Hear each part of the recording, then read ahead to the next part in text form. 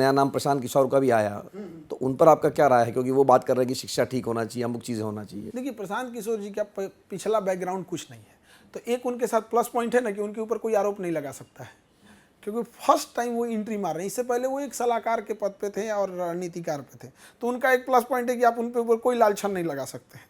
इसका वो भरपूर फायदा उठा रहे हैं कि हम ये कर देंगे, यहाँ चेंजिंग लाएंगे, वहाँ चेंजिंग लाएंगे, और कर भी सकते हैं, क्योंकि रीजन क्या है कि उनको विरासत में कुछ नहीं मिला था। जो इंसान कर रहा है उनके नो डाउट यहाँ पे, तो उनमें कमियाँ क्या निकाली गई कि वो पांडे हैं। मतलब इतना मंथन करने के बाद उस इंसान में एक कमी निकली कि वो पांडे हैं। ये क्या कमी निकली? अब नरेंद्र मोदी अगर बिहार से चुनाव लड़ते पटना में ना, तो उनमें एक कमी निकलता। वो तो बनारस से चुनाव लड़े, जीत गए, अब तो बनारस से ही लड़ते हैं। अगर वो पटना से चुनाव लड़ते तो एक कमी निकलता है कि बाहर का है, गुजराती है। पक्का बता रहा है। आप इसरो के वैज्ञानिक को लाइए, बिहार में चुनाव ना हरा दिया तो कहिएगा मुखिया के चुनाव में हरा देगा उसको। जिस राज्य में धोड़ी चाटने वाला गाना ट्रेंडिंग में जाता होगा, नीचता की हद है। वो गाना गा रहा है, ये नीचता नहीं है। नीचता ये है कि यहाँ हम 12 करोड़ लोग उस गाने को ट्रेंडिंग में बना के उसको ट्रेंडिंग में पहुँचा देते हैं। इससे नीच हरकत क्या हो सकती है? यहाँ भाभी को नचनिया बनाया है सब। हर जगह पे गाना गाया जाएगा, हीरो हीरोइन के लिए गाएगा, हीरोइन हीरो के लिए गाएगी। यहाँ चोट्टा सब नचनिया वाला, ऑर्केस्ट्रा वाला, देवर भाभी के लिए, भाभी देवर के लिए, साली के लिए गाना गाएगा। सब देह से तो बाहर नहीं ले गया, ढोड़ी, लिपस्टिक, कमर, ये सब से तो बाहर नहीं ले गया, लहंगा चोली से, अभी इसी में है सब। ये संगीतकार नहीं है, सब नचनिया है। तो ऑर्केस्ट्रा के चौकी बिछा के नाचा है सब। यूट्यूब का ज़माना आ गया, अब कैमरा के सामने नाच रहा है सब यहाँ। तो वैसे मानसिकता को कैसे चेंज करिएगा?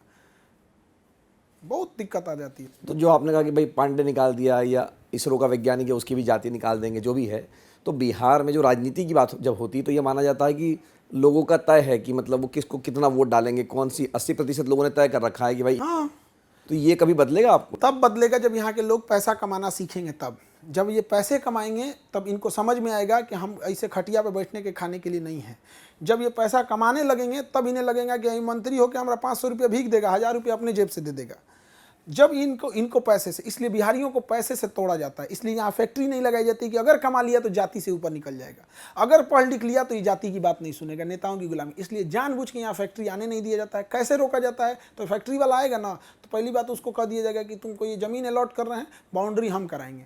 कोई भी फैक्ट्री वाला आता है, फिक्स होता है कि बाउंड्री कौन कराएगा। 10 रुपये ईंटा बाहर मिल रहा है तो उस इंसान से आपको कराना है, क्योंकि वहीं का वो गुंडा है, 20 रुपये ईंटा लेगा, प्रति ईंटा 20 रुपया। आपकी मजबूरी है, फैक्ट्री वाला भाग गया। अब बाहर में एक ईंट 2 लाख ईंट लगता है एक फैक्ट्री को कराने। 2 लाख तो हम कम बोले, 10-10 लाख ईंटा लग जाता है। बड़ी सी फैक्ट्री होती है, आप अपने मन से टेंडर नहीं निकाल सकते हैं, तो जानबूझ के भगा दिया जाता है। अब गरीब इंसान क्या सोचेगा?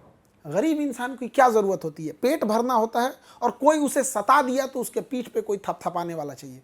तो पहले उसको जानबूझ के ये गरीब करेंगे ताकि वो कुछ खा पी ना सके, फिर उसको 500 रुपया ज़्यादा लगने लगे। फिर जब गरीब होगा तो तरह तरह की समस्याएं आएंगी, उलझने होंगी, डिस्प्यूट होगा, और जब मार होगा तो अपनी जाति का बाहुबली आएंगे। हमार जाति को बोले है, हमार जाति, पहले हमसे लड़ना पड़ेगा, पहली गोली हम खाएंगे। सजुरा, भारत में गोली की कमी है, खा लेना।